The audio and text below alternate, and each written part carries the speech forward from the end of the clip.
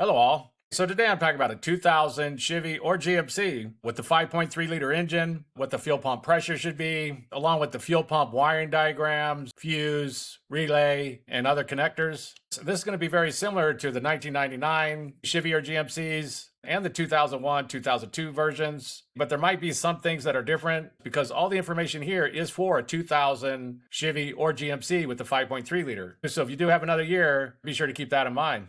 And so first up is going to be the fuel pressure. And basically, if you go check the fuel pressure, it should be between 55 and 62 PSI. This is going to be with the engine off, but the key on, and while the engine's running. If the pressure is below 55 PSI, then the engine's either not going to run or it's going to give you a lean condition because it's not getting enough gas. Usually when that happens, you get like a P0171 code. And if the pressure goes over 62 PSI, then you're going to get a rich condition, which means you're getting too much gas. And usually when that happens, you get a P0172 code. So the fuel pressure should be between 55 and 62 PSI.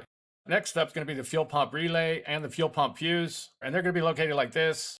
This is going to be inside the engine bay fuse box. There's going to be a fuse box inside there. You take the cover off, and this is how they're going to be located.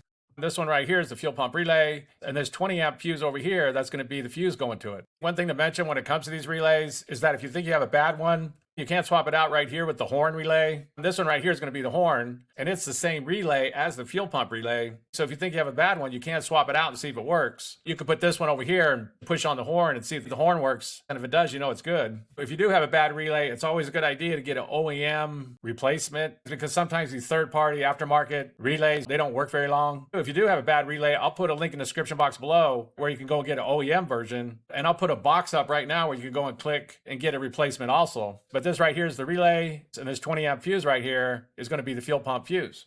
Next up is some schematics for how everything's going to be laid out. Right here is the fuel pump relay, and over here is going to be the fuel pump. Here's another schematic that also includes the fuel tank pressure sensor, but over here is going to be the fuel pump, here's the computer, and up here is going to be the relay, along with that 20 amp fuse.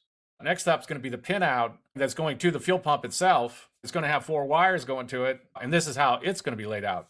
And so that's basically it. If I missed anything or made any kind of mistakes, let me know down in the comments down below. If you have any questions, ask me and I'll try to answer them. If you need any of these diagrams, I'll put a link in the description box below where you can go and get them. But that's basically it. If this video helps you, please click like.